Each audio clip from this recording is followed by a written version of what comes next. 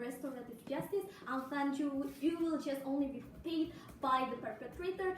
That is the moment when you have no differences with the sex worker. Why I say so? Because the moment when you are paid by the perpetrator because they already, for example, doing sexual harassment to you, that is the moment when you are paid for having those particular actions. We say that it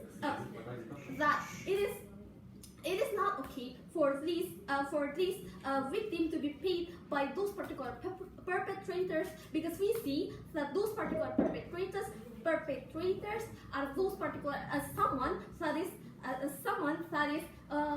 there's something that is become harm in the society. We say that those particular people who doing this sexual harassment must go into the jail. Why? Because they are those particular people that could create harm in our particular society. Okay, moving on to my rebuttal. First rebuttal. The government side of the house was saying that the restorative will lead into payment and etc. So the perpetrator will help the victim. We say that it is not okay because this is the fault of those particular perpetrators receiving the things from these particular people, meaning that they are accepting the things that those perpetrators did to them. Why? Because they are accepting those particular money, those particular help that coming from those particular people. We say that it is not okay for them to accept that, because it is the moment when they also accept the things that they did to those particular victims, and it is also not the solution of the government on this also isn't exclusive, because help, for example, they say that those perpetrators will give help, for example, in the shape of psychologists, so on and so forth. We say that those particular psychologists will not doing a good thing. They will just be biased, because the one who paid them, the one who paid those particular victims is those particular perpetrators, meaning that those particular perpetrators could lead those particular psychologists to giving a wrong suggestion, so on and so forth. We say that it is better for this victim to go into the court, and then from those particular media, they could also get help by the psychologists, whether it is coming from the police or it is coming from the society, the community of the society. We believe that those particular psychologists that come from society will be better, because they are not biased. They will help this particular victim as the way that they should do. Moving on, second rebuttal, that they say that our solution will only create trauma. We say no, the trauma will be bigger if you put those particular victims in the same room with the perpetrators. It will make the victim feel inferior, and in the end of the day, when this particular victim feel inferior, they will become irrational, and then they will just accept those particular negotiations that will happen among them. They just want to end those particular negotiations soon, ladies and gentlemen. Hence why those particular trauma will not happen in retributive, because in retributive, the one who will make the decision is the judge. The judge will be clear. They will not be biased. They will have a rational decision. They will help those particular victims to gain the justice that they want to have, ladies and gentlemen. And also, they say that the government side of the house will say that the victim will be blamed. We say that it will not happen, because we see that society is already progressive. There is already a movement that say that it is not okay to blame the victim. It is not okay to say that it is your mistake for wearing, for example, the short skirt, so on and so forth. Society already sees that it is not the fault of those particular victims. We say that even when these women will be blamed, we say that it is okay, because there will be those particular movement that will help them, and this also isn't exclusive, because there is also possibility for this to be happen in their side. Why? Because the moment when those particular restorative justice happen, it could happen that society or community could came into those particular negotiations to see those particular negotiations, and those particular blaming, so on and so forth, still could exist in their side, ladies and gentlemen. And also, the government side of the house was saying that,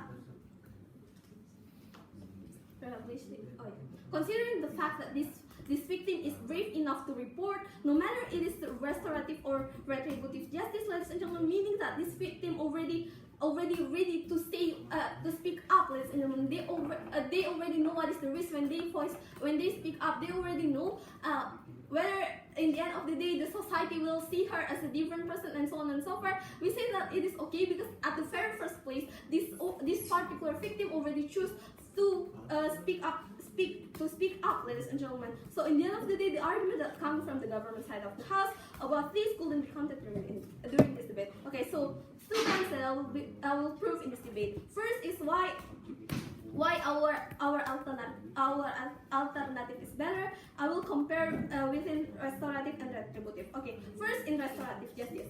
In restorative justice, there will be a closed discussion, and in the retributive justice, there will be open discussion. We say that open discussion will be better. Why? Because in open discussion, everyone could see what is the things that happen. Everyone could it could create awareness. It could make the perpetrators too scared to lie, because they see that there is a lot of people that see him. When all of those particular people see him, he will be scared to lie. He will say the fact, and in the end of the day, the justice that this victim need will be happen. And also, comparing restorative and retributive, the proof in restorative isn't proven yet, and then in retributive, the proof already proven. Why? It is better to have those particular proof in retributive. Why? Because the proof already clarified. The proof already proven. Why? Because to insert your proof to the court, it will be checked. There will be check and balances in those particular proofs. So in the end of the day, there will be no fake proof, so on and so forth, that will be happen. So the justice will also happen whether it's for the victim and also for the perpetrators. And also in restorative justice, they say that people, those particular victims will not shy, and in retributive, there is a possibility for this victim to shy, but we say that it is okay because at the very least it could create awareness. And also, I already explained about that before. And the second point that I will bring is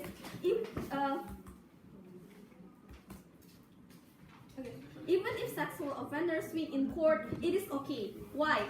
Because within you inserting the court, the moment when you inserting the court, there will be much people that will see those particular case. When there is much people that will see this case, even when those particular perpetrators become free, he will be scared to do the same things again. Why? Because people already notice that he's a bad person. For example, he will be scared because people will pay attention to him. People will pay attention to those particular perpetrators. There will be a scaredness, and those particular people to do the same thing. Hence why we are oppose.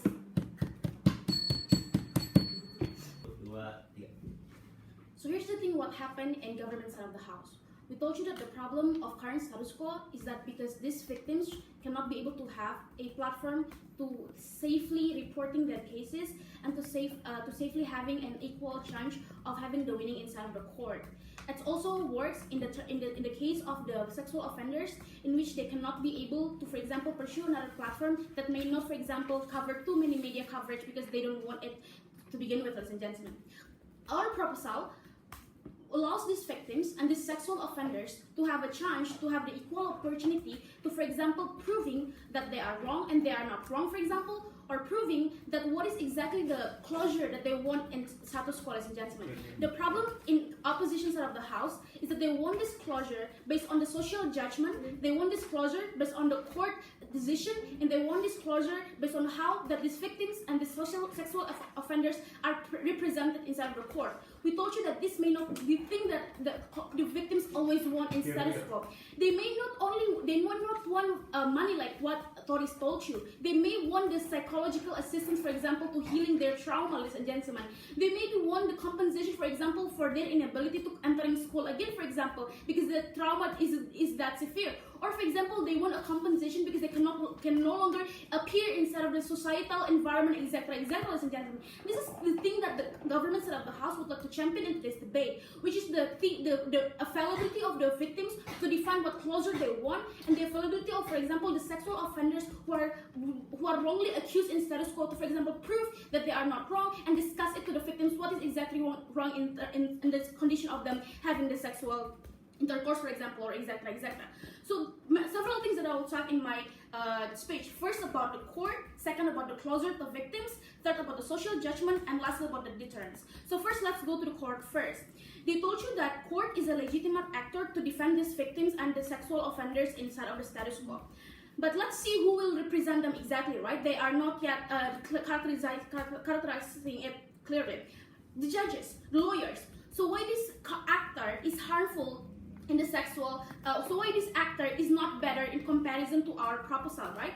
Haykal argument is telling you that in status quo we will be represented by the people who are chosen by the victims, in, for example, representing what the victims want and how the people who are already experienced, and etc.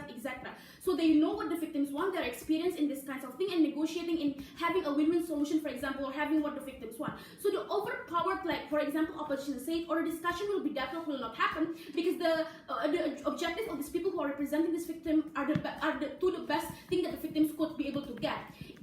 Notice that it's only a negotiation between these both person and not controlling by the media and how societal judgment. So they control their own discussion, and it will not go to the deadlock. Why deadlock happen is because the societal judgment telling that it's maybe the sex offenders who are wrong or not, ladies and gentlemen.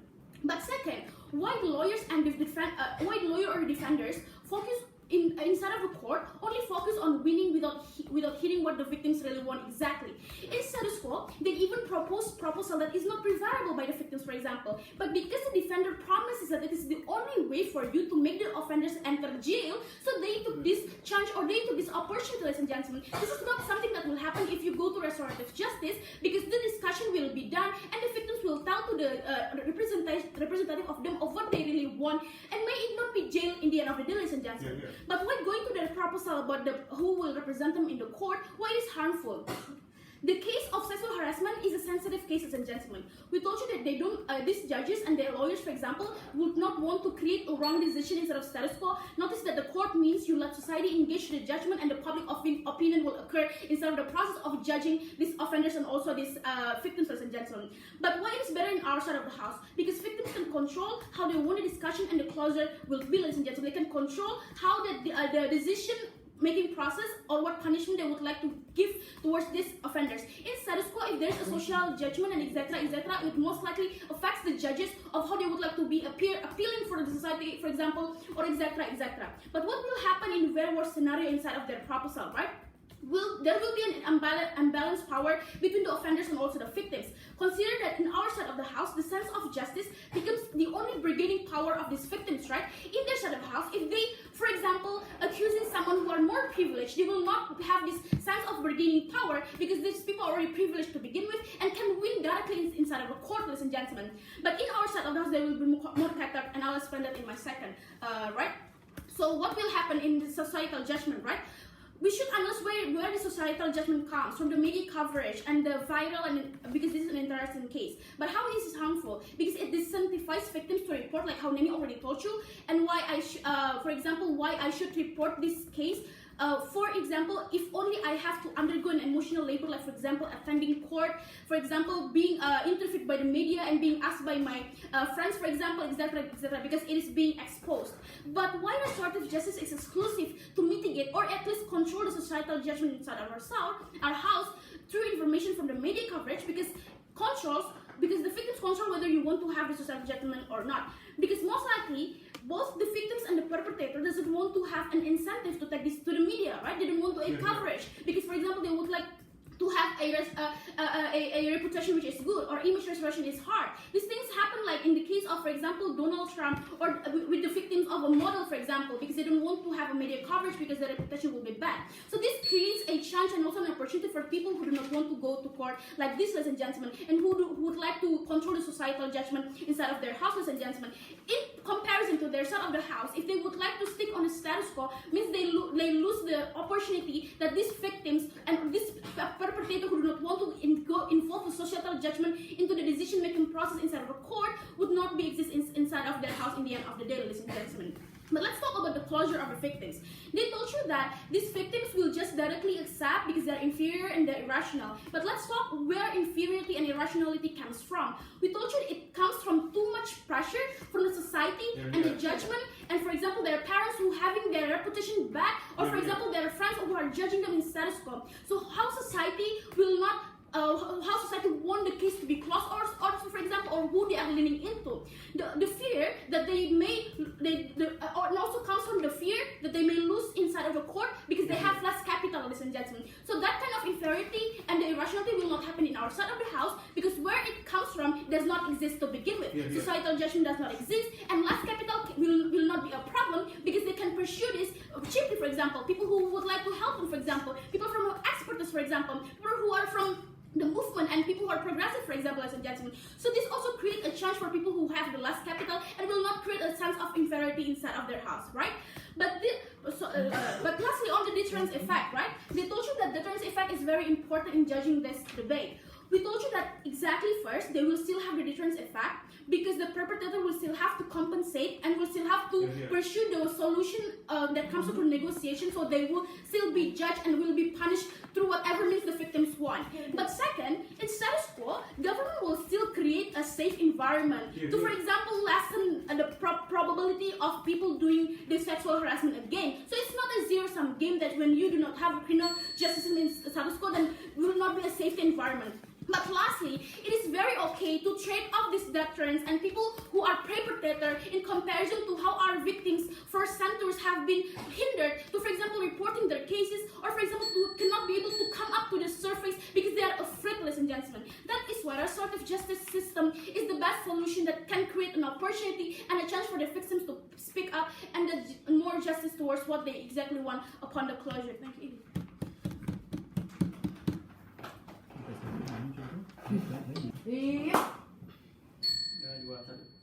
Mr. and Madam Speaker, the reason why crime solvency brought to court at the very first place because it incentivizes the deterrence effect, ladies and gentlemen. It incentivizes to improve the surveillance, it incentivizes to create clear verdict to prove if the crime does happen, ladies and gentlemen. Because through retributive justice, it incentivizes the court and the law and the criminal justice system to develop the surveillance system to stay on alert, ladies and gentlemen. Because in restorative justice, it will create narrative that I can get away by raping people because at the end of the day I have the room to speak up, because at the end of the day I have the room to negotiate in which it's not strategic to create deterrence effect, ladies and gentlemen.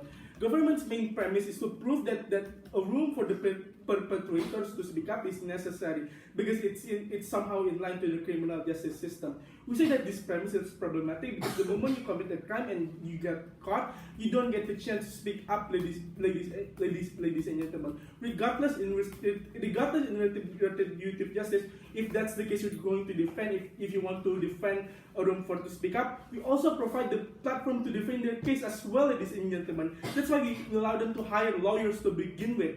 Our side is much better because we rely on professional discussions, we rely on persuasive logical argumentations and reasoning and complex procedure as opposed to negotiation that's happened in the restorative justice that they came up with. Even if they still have law procedure, it's much better on our side because we provide exposure to improve the awareness. We also give opportunity for the community, for the wider community to be involved in the court as the witness as well. So if it's the case about the platform to speak up, we got that covered for you. But why our side is much better. So two things I'm going to talk in this debate. First, which sides we're going to have more accountable verdict and which side we're going to create deterrence effect. What we want is simple, but before that, what we want is simple, Lisman. We want balance of power and consensual based on accurate verdict coming from an accountable body. We don't want the sexual offender to have a say in terms of the verdict because they will have the incentive to simplify their actions. They will have the incentive to create a better logical reasoning that mitigates the action that simplifies the action in which it's not strategic strategic, ladies and gentlemen. We also don't want the victim to offer power decisions because it's as a high tendency for the victim to be for the victim and the community to be radical, to be malicious, to be demanding in persecuting, ladies and gentlemen. So it's why to give the power and say to the court itself. First, going to the first class, right? Each side will have more accountable verdict. They say that it's going to be accountable as well because they will involve lawyer and law procedure will still exist. It's not enough, ladies and gentlemen. Even if you involve lawyer, it's not powerful enough because the essence of court and prosecuting someone, it doesn't only involve lawyer. It involves the jury, it involves the witness, it involves the oath, it involves investigation and interrogation, interrogation, ladies and gentlemen. All of their case relies on why is it necessary, but they never explain to us why negotiation is still accountable at the end of the day. In comparison to our side house, in retributive justice, the process will be clear and transparent. Yes, it's a concession because the verdict will be coming from a much more professional manner because this will be supervised by the court itself. We have jury, judge, Supreme Court, witness because they are more experienced because they are accustomed to the process of the court, to the court on what calculates it operates on. And also, court system is very procedural. It operates on a complex calculus. It involves all investigation, interrogation, logical reasoning. In comparison to restorative justice, which only operates on the calculus of negotiation, even if it's reached to the consensus, it's not coming from professional verdict, which is harmful because this restorative justice simplifies the crime itself, meaning that the verdict will be subjective and no clear guidelines. In our house, the verdict will be clear. We have clear constituents, for example, how long you will be detained. Because in the side house, the restorative justice will probably most likely reach to consensus because they want to solve the problem because to the very least, at least I came to agreement, but they never really reached clarity on the deterrence effect ladies and gentlemen. Even if some people doesn't have the opportunity to report, it's still not exclusive, ladies and gentlemen, because in their side, in order for them to be represented by the wider community, meaning that the people who are going to be represented is those people who are privileged as well, ladies and gentlemen. In our side house, the people will still able to report because they can gain help from the SJW settlement that will help them to report the case to the court, ladies and gentlemen. Yes, SJW will still exist both side house, but the procedure will be better because we're going to make sure that this will be as objective as possible. Haykal brought up the scenario that the victim might feel insecure because if the case is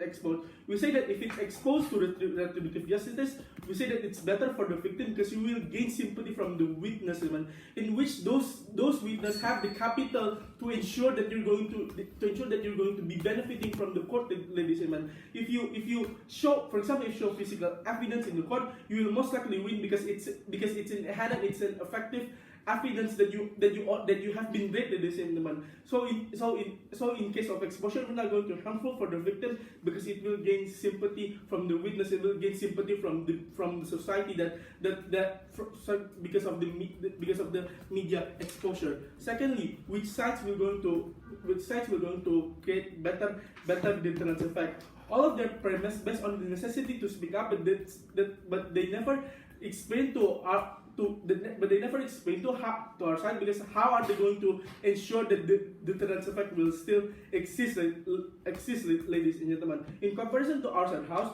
we providing the exposure on the crime, it will initiate the feeling of shame to the sexual offenders, gentlemen. If we give exposure, it will put society on alert. It will put society on alert that these people is sexual offender or these people is scandalous and we have to get away from them. In comparison to their side, it's less likely to have that effect because if they reach the consensus, meaning that the sexual offenders already get away. It simplifies the complexity of the crime. If you stick to the status quo, it will incentivize people to improve their awareness and surveillance system, just like we already have said to you, listener. Negotiation also, why negotiation will not lead to the deterrence effect? negotiation meaning that both sides will get benefit, ladies and gentlemen. Not ideal to create the deterrence effect, because the perpetrator will benefit, will still have benefit, will still get away, in which it's not ideal, ladies and gentlemen. Because if you are rational enough, if you are raped by someone, you will feel that you already harmed physically and psychologically, ladies and gentlemen. You will have the incentive to report to the court. You will demand that it's going to be solved in a much more accountable manner, ladies and gentlemen. So in our side of the house, we already proved to you that in order to prevent the case of rape to prolong, it's most likely to happen in our side of the house through restorative justice.